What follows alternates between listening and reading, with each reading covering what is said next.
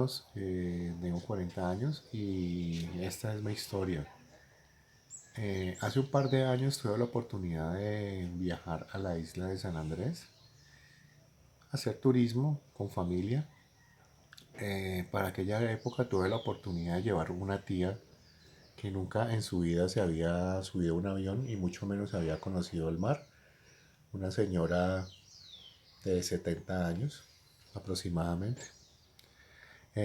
Para ese viaje íbamos esposa, hijo y la tía que les cuento. La primera noche llegamos en un vuelo a las 6 de la tarde en San Andrés y nos fuimos a hacer turismo. Fuimos a caminar, estábamos todos muy felices, todo muy chévere, pero de venida eh, nos perdimos buscando el hotel que quedaba dentro de un barrio de San Andrés, en uno de los primeros barrios muy antiguos. Entonces usamos estas tecnologías para ubicar el hotel, pero digamos que no siempre es tan exacta la tecnología. Mm, Comenzamos a buscar aquel hotel y a caminar y a caminar y a caminar y a caminar y a caminar y a caminar. Y cuando pensábamos llegábamos al mismo sitio, al mismo lugar y ya llevábamos un par de horas en las mismas buscando el hotel. Pero resulta que había un error en el mapa. El hecho fue que llegamos a un barrio marginado, súper marginado, que se llama El Cocal. El Cocal es un barrio antiguo de, de San Andrés, donde digamos que para su época eran las casas de los primeros colonizadores, que eran empresarios y gente pudiente, que con el tiempo fueron quedando abandonadas. Cuando llegamos a ese lugar, pudimos ver cómo comenzaban a salir todas esas personas de las ventanas y de las casas maltrechas y asomándose como si estuvieran observando por primera vez algo que nunca en su vida los había visto. Les comenzó a llamar la atención y comenzaron a rodearnos y a rodearnos y a rodearnos y a rodearnos. Era una gente que no eran de este mundo, era gente que por la misma represión social se habían enfocado en su barrio se veía que hace mucho tiempo no habían salido de ese lugar y que la civilización hace muchos años había dejado de visitarlos. En ese lugar se había congelado el tiempo y las ruinas habían consumido las residencias y sus edificaciones estaban totalmente consumidas por la sal y por el deterioro del tiempo. Ciertas, cierto, es como, haz de cuenta, como cuando algunos barrios marginados como de Cuba, pero enfocados allá, en ese lugar, en el Cocal. Cuando empezaron a salir más de 10, 20, 30, 40 personas y nos rodearon y sentimos el verdadero terror.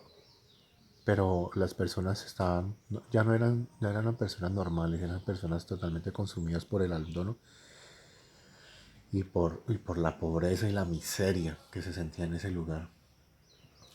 Eh, Perdimos el control y ya nos querían raptar. Nos tomaban de nuestras prendas y nos jalaban de un lado para el otro. Nos quitaron las cosas. Comenzaron a atacarnos.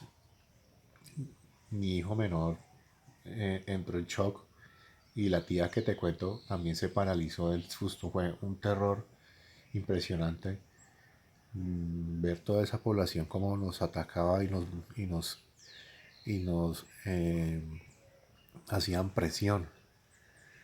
Al cabo de unos minutos salió una abuela, yo creo que por ahí 100 años, porque no podía ni caminar, pero hablaba muy bien. Y dijo, deténgase, ¿ustedes qué están haciendo? ¿Por qué? ¿Por qué están haciendo eso? ¿Por qué los atacan? Y sacó una peinilla de su casa y los apartó lentamente. Lentamente los apartaba y nos los quitaba de encima. Y salió su hijo y lo llamaba. en su dialecto, en ese idioma que manejan ellos, que es francés. Llamaba a su hijo y le decía, por favor, sácalos de aquí porque ellos van a morir hoy y no podemos permitir que eso pase. Nos tomó de la mano, yo cargué a mi hijo y salíamos corriendo detrás de él, atravesamos manglares, atravesamos fango, eh, nos metían por debajo del alcantarillado, por las cloacas, porque no hay alcantarillado, todas las cloacas de las heces y todo el desperdicio de ese lugar, y nos sacó a un lugar, nos pasó una avenida después de unos 30 minutos y nos pasamos el límite de entre lo marginal a la parte de, digamos que el turismo de la civilización. Y ahí pude yo denotar que solamente una calle nos separaba de la pobreza absoluta, de la muerte, la desolación, el hambre, a esta parte comercial sobre explota toda esta gente, y se dividió la historia en dos. Solamente nos separaba una calle del Cocal y de la zona del turismo. Hoy en día recuerdo mucho a ese señor y recuerdo a esa señora, cómo pudieron ellos sacarnos de ese lugar y aparecer ese ángel, digámoslo así, y podernos habernos sacado de las garras de todas estas personas que ese día nos querían hacer parte de su consumo, porque íbamos a morir esa noche. Pero esa es mi historia aterradora y que marcó para siempre mi corazón y mi familia. Siempre lo vamos a recordar, ese barrio, el Cocal. ¿Con qué objetivo los iban a matar? ¿Por matar o por qué? Para ellos, poder borrar la huella y poder borrar como